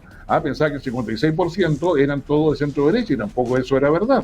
Entonces creo que acá hay un tema donde la percepción de los liderazgos finalmente queda en una negociación casi de designación. O sea, mira tú cómo se ha designado a Winter, mira tú cómo se ha designado a Jara, pero ningún partido ha hecho un ejercicio para poder avanzar desde abajo hacia arriba, porque lo ideal es que las primarias también hubiesen sido para diputados y para senadores, y con eso tú despejas muchas ambiciones y muchos egos que desean estar en política. Pero acá los candidatos a diputados y senadores aparecen designados por los partidos, y la negociación en cómo se conforma la lista. Los presidentes, los candidatos presidenciales terminan en términos de una cierta hegemonía de los partidos más tradicionales, en este caso la centro-derecha, y con mayor, historia también y con mayor solidez organizacional en el caso del oficialismo, y con un socialismo democrático que ha perdido esa capacidad de poder imponerse por tradición en virtud de los resultados electorales que ha tenido en los últimos años. Sin sacarte del tema nacional, porque tengo unas ganas de hablar de Trump y de aranceles, pero tenemos otros temas previos que tienen que ver, te saco un poquito de primaria. Ya. El tema Isabel Allende, cómo termina su carrera, el tema de la gestión de gobierno frente al caso de la casa del expresidente Salvador Allende. ¿Cuál es tu análisis en breve sobre eso? En breve yo creo que le va a generar un costo alto en la confianza y esa pérdida de confianza de aquellos sectores que se sienten de izquierda o centroizquierda, particularmente con lo que es Isabel Allende, va a tener un costo electoral. Un costo electoral que se va a transformar en un voto pragmático. Es decir, se va a transformar en un voto por las personas. Ese voto no va a ir para Winter, si es que es el candidato, tampoco va a ir para Jara. Entonces, ese voto se va a ir más bien buscando un cambio. Y eso hace de que el mayor cine negro que tenemos frente a esta elección en noviembre es el hecho de que aparezca un outsider que finalmente canalice todo ese descontento que hay por la acción del gobierno, por la derivada, porque no solamente Isabel Allende, eso es como la guinda de la torta. Para el ciudadano común y corriente, no acepta las explicaciones que se han dado. El ciudadano común y corriente no cuestiona la figura de Allende ni la importancia de Allende en nuestra historia político-institucional, pero claramente ve que esta operación simplemente nunca debió haber sido, porque lo que estábamos acostumbrados, que ese tipo de casa o de patrimonio, lo que se hace, se dona y se forma en una fundación que no depende de los gobiernos necesariamente, sino que depende de quienes justamente ven en esa figura una necesidad de poder mantenerla en la memoria de la ciudadanía en el tiempo. Entonces, yo creo que acá hay una frustración con respecto a lo que sucedió con esa casa, la figura de Isabel Allende, y la manera en que se ha manejado. Y ese voto está, yo diría, huérfano. Es un voto huérfano que vamos a ver cómo efectivamente se va a canalizar. Es un voto que eventualmente, si logran un candidato, podría a lo mejor, eventualmente irse a Toa, pero ella tiene otros elementos que tampoco la hace cercana a ese voto que va a estar en una orfandad importante. Claro, una acción que parece hasta innecesario, ¿no? Haberlo llevado adelante como gestión. Lo de la casa, digo. Sí, no, sin lugar a dudas. Guillermo, bueno, este es el panorama político hoy día, ¿no? Que puede tener cambios importantes durante el fin de semana. Puede ser proclamado también Marco Enrique Ominami como candidato a la primaria, incorporándole otro elemento más a una primaria que a lo mejor va a tener alta intensidad, la de la centro izquierda. Exactamente. Ahora, Marco Enrique Ominami, si va a centro izquierda, vamos a ver si lo dejan participar en primaria a centro izquierda. Aquí ya es otro tema, digamos, distinto. Yo creo que va a tener acá, el hecho que se hagan o no se hagan primarias, parece ser evidente, dado la posición que hay en la derecha y la centro derecha y en el oficialismo y dentro de sus representantes más extremos. Desde la lógica de la campaña asociada a las primarias se va a instalar una polarización que no va a afectar a toda la población, pero va a ser una polarización que va a estar muy presente en los medios, va a estar muy presente en el debate, como una forma de poder ganar adeptos a través de la descalificación de los otros, pero sin colocar ideas realmente importantes frente al escenario internacional. Tú recuerdas que la elección que vamos a tener en Chile, digamos, ahora en abril, este fin de semana, tenemos la segunda vuelta en Ecuador. En agosto tenemos la presidencial legislativa en Bolivia. En octubre tenemos la elección de medio tiempo legislativa en Argentina. Y entre medio están figuras como Trump y como Milei, que van a tener también su incidencia en el tono y en las ideas que se coloquen en la campaña. El tema está en que si no hay ideas país que esté asociado a los candidatos, que estén asociados a que sean ideas país de sentido común, ni siquiera estamos hablando de una propuesta ideológica sólida, sino que simplemente de sentido común para poder asegurar un nivel de progreso futuro, un nivel de desarrollo futuro que permita superar los errores, las falencias o las deficiencias que hemos vivido en los últimos dos gobiernos. Claramente vamos a tener un escenario bastante más complejo que va a llevar a algunos incluso que están en los extremos, particularmente los sectores más extremos del oficialismo, a volver a pensar que la calle es un buen elemento para expresar su idea. Exactamente. Y eso es un tema no menor. Guillermo, un minuto para que podamos hablar de Donald Trump y esta idea de pausar los aranceles por 90 días. No puedo dejarlo fuera porque creo que es tremendamente importante. A ver, yo diría, Donald Trump lo que hace es tomar conciencia, más allá de su propio ego y su propia personalidad, de que tiene un tema con el Congreso que tiene que manejar. Los representantes republicanos empezaron a cuestionar los efectos de esta medida. Lo segundo, que las protestas sociales contra Trump empiezan a ya multiplicarse, no son tan intensas ni tan masivas, pero empiezan a aparecer y son visibles.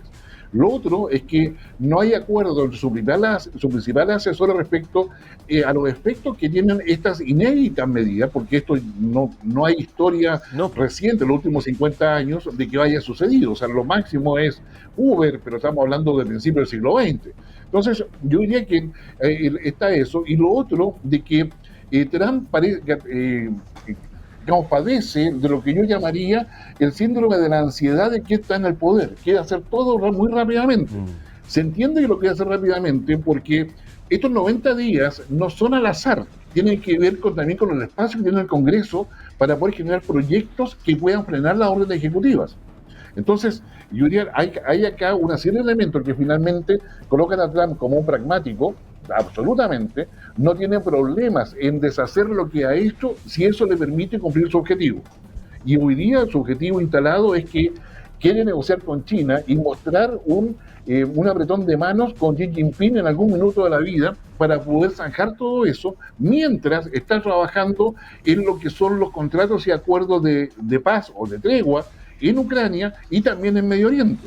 Está haciendo tantas cosas simultáneamente, más allá de cambios al interior o doméstico de Estados Unidos, que realmente la capacidad de él para poder llevar todo eso y ser vocero de cada una de esas cosas hace que la turbulencia, la incertidumbre y la desconfianza empiecen a aparecer en círculos que antes estaban muy cercanos a Donald Trump. Ahora, ¿hay un grado de improvisación o esta es una estrategia fríamente pensada?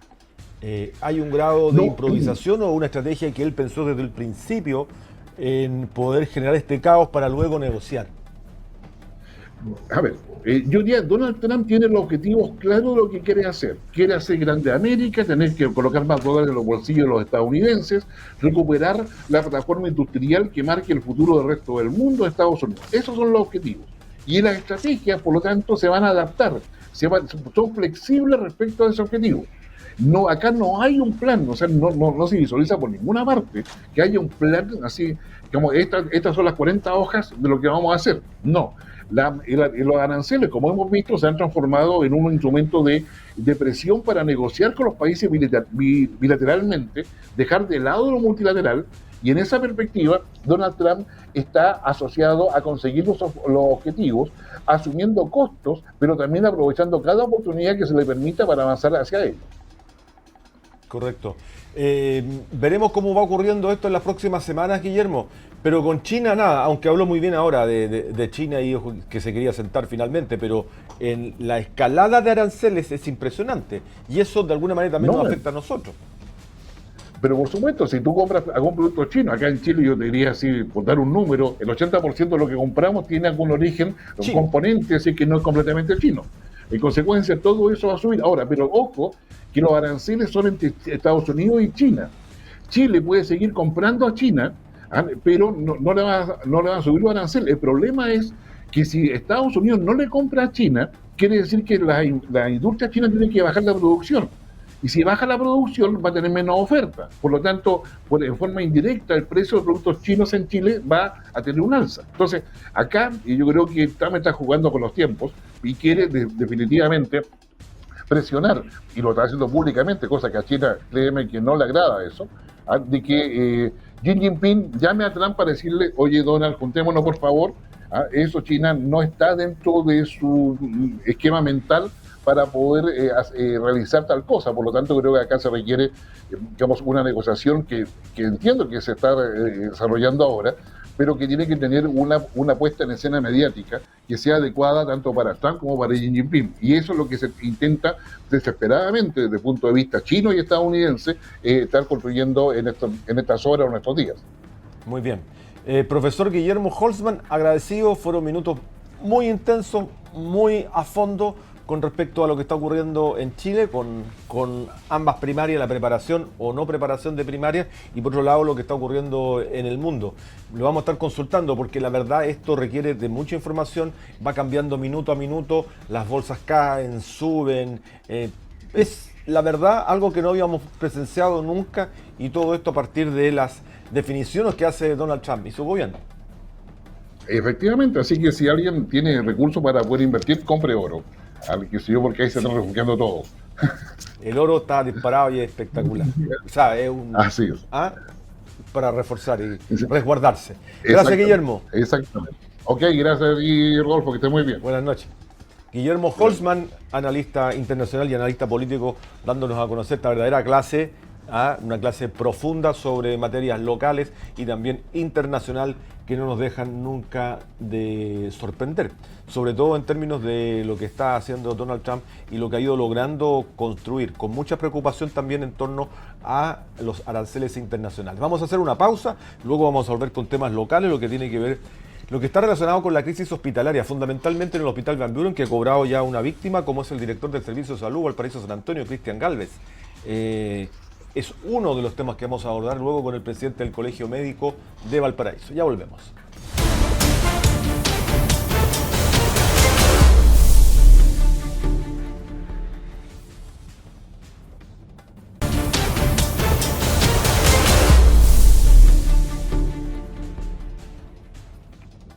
Regresamos en Pura Noticia PM, las noticias de esta jornada a través de nuestras aplicaciones, a través de nuestra plataforma de noticias. Bueno, una de las informaciones de la jornada fue la renuncia del director del Servicio de Salud Valparaíso San Antonio, Cristian Galvez, a su cargo, en medio de una serie de situaciones que se han dado en el Servicio de Salud Valparaíso San Antonio, que fundamentalmente están vinculados al financiamiento del Hospital Carlos Van Buren, entre uno de los puntos, yo diría que el más conocido por la opinión pública y que se expresó de distintas maneras. El Colegio de médicos en la región fue bastante crítico contra esta gestión y sobre todo contra el tema financiamiento del Hospital Van Buren, cómo se lograba o cómo no se lograba establecer, producto fundamentalmente del fraccionamiento que había vivido en los últimos meses. Vamos a ir con Ignacio de la Torre, que va a estar con nosotros en un momento para poder conversar sobre esta materia. Recordemos que el Servicio de Salud Valparaíso San Antonio presentó una querella para quienes resulten responsables luego de que realizara una investigación, un informe de Contraloría, donde se señalaba que hay una deuda de 24.000 millones de pesos, deuda de arrastre, en el mencionado centro hospitalario. Bueno, es uno de los puntos, pero al margen de eso, está relacionado también con cómo se establecen, lógicamente, las relaciones entre un servicio de salud y un hospital que también es autogestionado. Ya tenemos al doctor de la Torre con nosotros. Doctor, ¿cómo está? Hola, Rodolfo, bastante bien. Espero que tú estés bien. Y quiero partir, aprovechando este espacio, sé que mucha gente nos escucha, para reforzar la idea de que es momento de vacunarse contra influenza, contra el COVID, y en el caso de las embarazadas también se recomienda la vacuna del coqueluche desde las 28 semanas, y en los recién nacidos que hayan nacido, vale la redundancia, desde octubre del año pasado, la inmunización contra el virus sincicial. Bueno, estamos igual, ¿eh? Un poco todo. Doctor, conversamos aquí en varias oportunidades anteriormente, en varias entrevistas, sobre la crisis que vive la salud y la crisis que vive fundamentalmente el Hospital Carlos Van Buren. Un hospital clave, importante, que atiende a un número no menor de población de Valparaíso, y esta crisis se generaba, bueno, de distintas formas, y cómo se estaba gestionando también el pago de esa deuda y el cómo trabajar día a día. Finalmente, hay una responsabilidad política y de gestión de un director de servicio, que la cual se ha hecho y se ha cobrado en el día de hoy. Ha dejado de ser el director el señor Gálvez. ¿Cuál es la mirada que tienen ustedes, que han salido incluso a la palestra a propósito de una conferencia de prensa que dio en horas del mediodía? Mira, yo creo que hace falta que las personas que tienen responsabilidad administrativa y política asuman su cuota de responsabilidad y tengan la entereza para reconocer, por ejemplo, cuando no tienen las competencias para presentarse a un cargo. Si uno revisa el currículum del señor Gálvez, se dará cuenta que el hospital más grande que administró fue el hospital de Peña Blanca, un hospital por el cual yo siento mucho cariño y aprecio, pero un hospital de baja complejidad, o hospital tipo 4 en la denominación antigua. Tú no puedes saltar de dirigir el hospital de Peña Blanca a dirigir el Servicio de Salud Valparaíso San Antonio. Eso es un hecho de la causa. Y que debido a una militancia o un cuoteo político tú puedas llegar a esa posición, a mí me parece que es parte de las aberraciones que tienen a nuestro Estado fallando en muchos aspectos fundamentales. Ese es el primer elemento. O sea, si tú no sabes manejar un auto, no sabes manejar una micro, no te pueden contratar como chofer. Si tú no sabes pilotear un avión, no puedes ser piloto de avión. Si tú no eres cirujano, no puedes operar. Entonces, ¿por qué una persona sin las competencias necesarias va a estar dirigiendo un servicio de salud de la complejidad de Valparaíso San Antonio, con la cantidad de desafíos que tenía este servicio por delante y que se los sigue teniendo, porque un año y medio después estamos como en el día de la marmota, volviendo a foja cero y sin haber resuelto los grandes problemas que tiene la salud en nuestra región? El Hospital Pereira tiene pabellones que necesitan ser normalizados. ¿Dónde están los proyectos que en este año y medio lideró el tan competente, autodenominado, ¿no es cierto?, tan competente ex director del Servicio de Salud?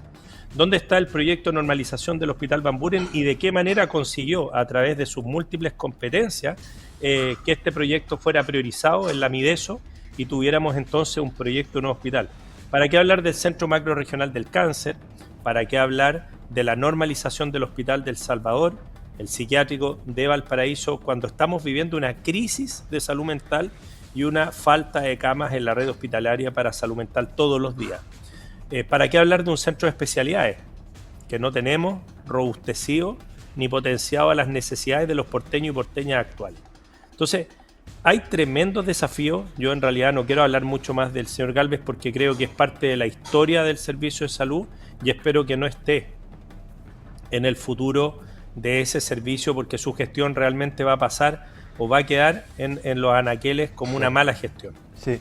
Y el resto de las explicaciones que él da me parecen que ya forman parte de una construcción, de una posverdad que él quiere dejar establecida, que en ningún caso conecta con el hecho de ser uno de los servicios que empeoró sus listas de espera, empeoró el vencimiento de patología GES, ocupa uno de los peores lugares de Chile, en su gestión no mejoró, sino que empeoró. Entonces, en realidad, hagámonos cargo de tu gestión, de tu espacio. Tú tuviste todas las herramientas y atribuciones para generar un cambio positivo, no lo conseguiste, hazte cargo.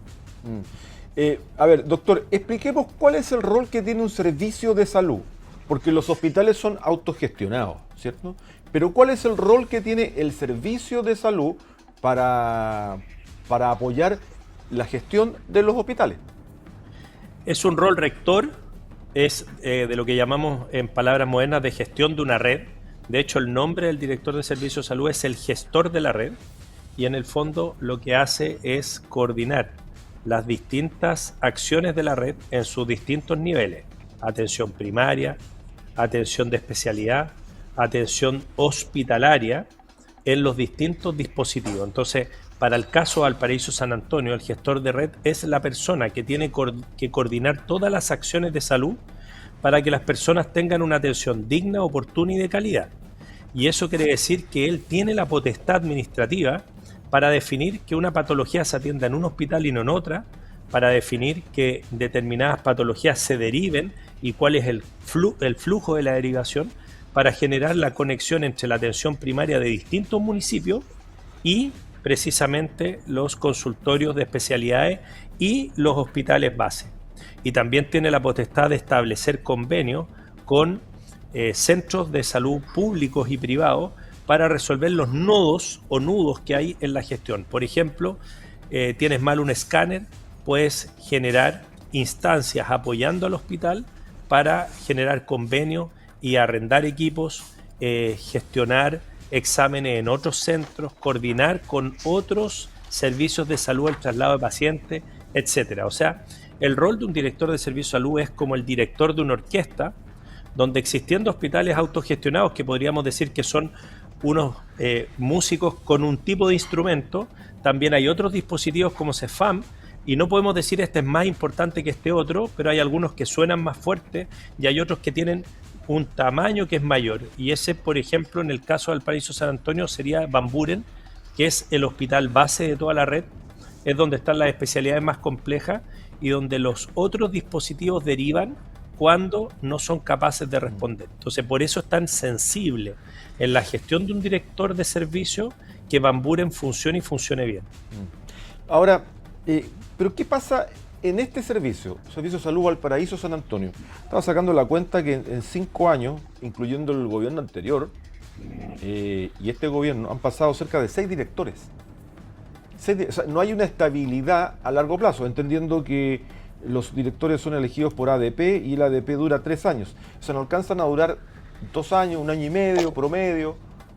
Uno duró 6 meses. El primer problema que yo detecto, Rodolfo, es que el ADP, al menos desde mi perspectiva, no ha funcionado en proveer equipos directivos que puedan tener, primero, las herramientas y segundo, la permanencia. No te olvides que la ADP finalmente genera una terna y es la autoridad política la que decide quién se queda. Por lo tanto, saquémonos el mito de que la ADP nos trae a los mejores. No, porque dentro de los 3 siempre va a elegir una autoridad. Por lo tanto, acá no ganan los papeles, no ganan los méritos, sino que gana también la vinculación, el partido al que pertenece, la cuña, el padrino político que puedas tener. Eso hay que abrir los ojos y decir esa es una falla de nuestro Estado.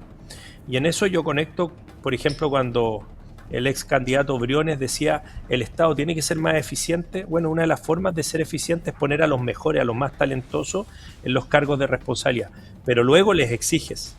Entonces, lo primero que hay que decir es que ¿por qué un director de servicio de salud tendría que ser de la confianza política del gobierno de turno? Nada que ver. Este no es un cargo político, es un cargo eminentemente técnico. y tienes que tener una capacidad de orquestar una red de salud. Y los indicadores por los cuales te evalúan son de público conocimiento: listas de espera, vencimiento de patología GES, el funcionamiento, la deuda de los hospitales, entre otros. Por lo tanto, ¿por qué nosotros debiéramos aceptar como normal que cada vez que hay un cambio de gobierno, el director de turno es removido si pertenecía al gobierno anterior? O por el contrario, al pasar el primer año del nuevo gobierno, generan un nuevo concurso ADP con todos los costos que eso implica y terminan eligiendo a una persona que muchas veces no alcanza a completar el periodo. Eso yo creo que es una anomalía del sistema, es una falla del sistema y es algo que necesitamos corregir urgentemente.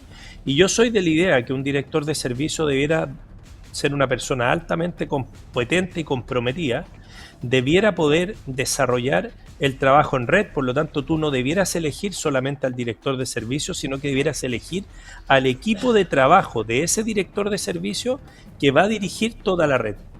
Entonces, de la misma manera que un director técnico nomina jugadores para una selección, acá tú debieras saber, mira, yo voy a ser candidato a director de servicio y estos son las personas que vienen a ocupar los cargos clave en la red.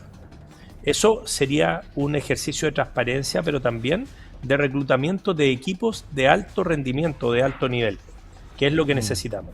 Claro. Y lo segundo, como para cerrar la idea, yo creo que estos son cargos que debieran durar entre 6 a 8 años. Y los indicadores con los cuales te evalúan no solo tienen que ser los que nombré previamente, sino que tiene que haber una evaluación que esté vinculada a los usuarios. Entonces, cuando tú tienes personas que están 45, 50, 60, 80, 90 días esperando una cirugía que normalmente debiera hacerse en 2 días, esas personas, a esas personas el Estado les falló. Tu red de salud, la red que tú diriges, les falló. Y si le fallamos a una persona, ya estamos fallando.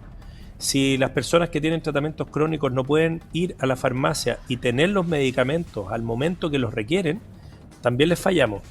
Y entonces tenemos que entender que la construcción de estos servicios de salud tiene por propósito ayudar a las personas a tener un mejor sistema de salud, a un mejor estilo de vida. Si no somos capaces de hacer y garantizar eso, el Estado está fallando y claramente requiere un ajuste muy potente.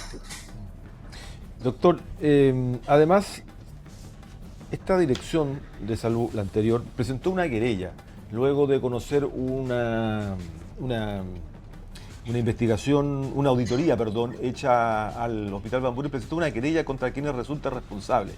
Esto es casi como apagar el fuego con benzina.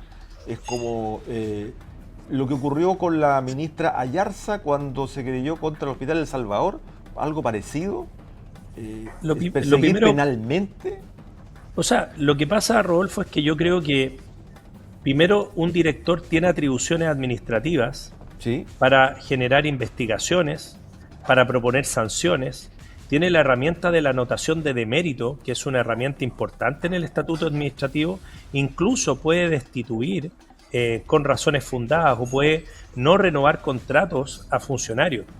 Entonces, la primera pregunta que surge es que si el exdirector contaba con tantos antecedentes de tan larga data, ¿por qué mantuvo a las personas que estaban en distintos puntos de estas supuestas anomalías? Eso es lo primero. Lo segundo, cuando tú haces una denuncia penal, yo creo que si tienes argumentos y tienes elementos que te hagan pensar que acá existe la comisión de un delito, yo creo que está bien que hagas una denuncia, pero hazla contra las personas cuyos antecedentes tienes. Entonces, lo primero que yo critiqué de esta situación es que se hablaba de un problema de sociedades médicas, y el informe de la Contraloría es muy contundente en hablar de una empresa que es una empresa que proveía servicios de ingeniería para la mantención de equipos, empresa en la cual habían principalmente técnicos e ingenieros biomédicos, pero no habían médicos.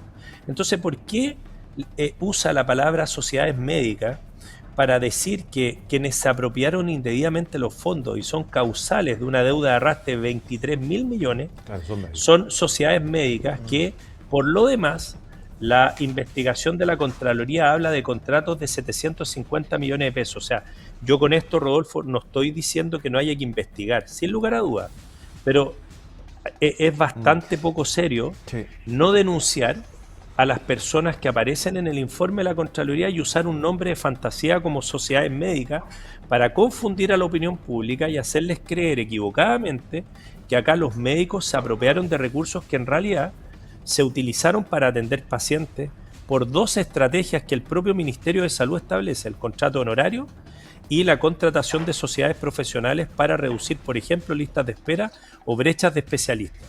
Entonces, eso me parece que fue una jugada que más buscaba distraer la atención de la ciudadanía y por lo pronto nosotros siempre lo dijimos: si es que alguien tiene conocimiento de que algún colega ha cometido alguna acción que compromete nuestro actuar ético, tenemos un tribunal de ética independiente que está abierto a recibir las denuncias de cualquier persona. Segundo, si tienen antecedentes de médicos o sociedades formadas por médicos que hayan cometido irregularidades, nosotros no estamos para defender esa situación. Nosotros vamos a ser los primeros en acompañar y buscar aclarar todo tipo de situación de ese tipo. Pero de ahí a vincular que una deuda de arrastre que tiene como protagonista a proveedores de insumos médicos, jeringas, guantes, marcapasos,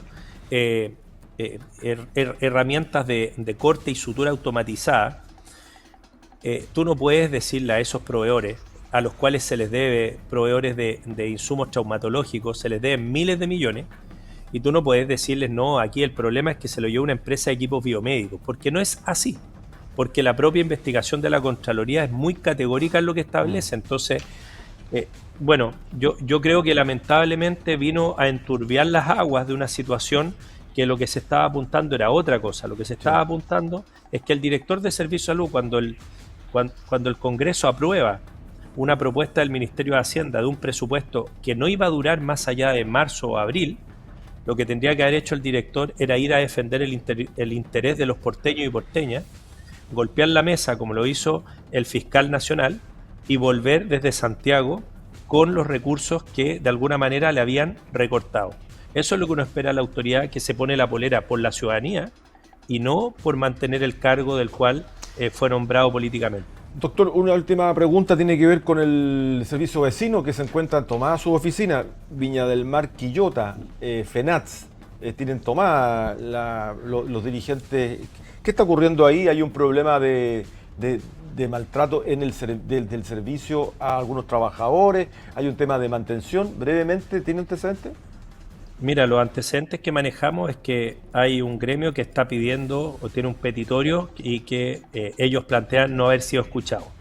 En ese sentido, lo primero que yo quiero decir es que yo estoy en contra de que gremios en manifestaciones que pueden ser válidas recurran a actos que afectan la gestión de la red, como tomarse un espacio. Hace un poco más de un año y medio hubo unos funcionarios que se tomaron el hospital de Casablanca. Lo encadenaron. Hoy día se toman unas dependencias de un servicio de salud. ¿Por qué no puedes manifestarte como lo hemos hecho nosotros, saliendo a marchar a las calles, poniéndote afuera del servicio de salud y manifestarte ahí y mostrar tu disconformidad y hacer un punto de prensa y hacer comunicaciones y comprometer y socializar la información de lo que pasa? Pero ¿por qué tienes que recurrir a un acto violento y tomarte un espacio cuyo objetivo es contribuir a la gestión de la red? Entonces, ¿quiénes son los perjudicados cuando alguien se tomó el hospital de Casablanca, cuando alguien se toma un servicio de salud? Los perjudicados son las personas. Y nosotros, y sé que los trabajadores de la salud en el fondo, siempre estamos viendo en primer término el bienestar de las personas. Entonces, mi invitación es a no recurrir a tomas de espacios y recintos de atención sanitaria. Creo que es algo que daña. Creo que las paralizaciones también son una estrategia que dañan la atención de salud y a veces lamentablemente son necesarias, pero en general creo que se pueden combinar el derecho a manifestarse sin afectar la atención de los pacientes. Ignacio Latorre, presidente regional del Colegio Médico de Valparaíso, muchas gracias por acompañarnos a esta hora en nuestra edición PM. Buenas noches. Gracias, Rodolfo, y cerramos recordando una vez más, vacúnese. Hay más de 1000 puntos de vacunación en el país. Si se meten a la página del MinSal, a las redes sociales del MinSal, de la Seremi, de los propios servicios de salud, de los CEFAM, vas a poder ver puntos de vacunación dentro de los CEFAM y fuera de los muros que, por ejemplo, hace una semana fue en el espacio urbano y así se está moviendo. Es necesario vacunarse, se viene un invierno muy difícil y no hay recursos presupuestarios para poder atender a toda la población que de no estar vacunados podrían llegar a enfermarse. Gracias, doctor. Vamos a seguir en contacto y vamos a seguir con este tema también, que es muy importante y tiene que ver con el plan invierno y cómo se va a presentar los virus circulatorios. Gracias. Vale, que esté muy bien. Chao, chao. Vamos con la revisión de nuestra edición digital. Ahí está: boicot en Asociación de Municipios de Valparaíso, rebelión de alcaldes contra Freddy Ramírez como presidente de la instancia. Más arriba dice: TC publica fallo que confirma destitución de la senadora Isabel Allende por la fallida compra de la casa del expresidente. Horas claves para definir primarias en Chile Vamos. Carter afirma que si las descartan será un desastre para ellos, incluida Matei. Y lo que ha dicho también es que no habrá primaria. Desvinculado director del Servicio de Salud acusa a diputados de entregar información imprecisa e incorrecta. Bueno. Y oficialismo y oposición coinciden en reconstrucción de papeles. Culpa del ministro Montes, ha fracasado en dar certezas. Son los títulos de puranoticias.cl. Nos vamos. Gracias por habernos acompañado. Es todo en cuanto a noticias. Regresamos, por supuesto, mañana con más informaciones desde muy temprano. Camila Arrati estuvo en la producción periodística como siempre y colaborando con nosotros. Y Sebastián, que está más o menos nomás, lamentablemente. Está más o menos, pero el hombre ha estado ahí, al frente. Está un poco enfermo, pero no ha dejado los mandos técnicos. Si ha habido algún error, lo comprendemos. Está un poquito enfermo. Pero no ha habido ningún error, estaba todo súper bueno. Muchas gracias, que estén bien. Hasta mañana.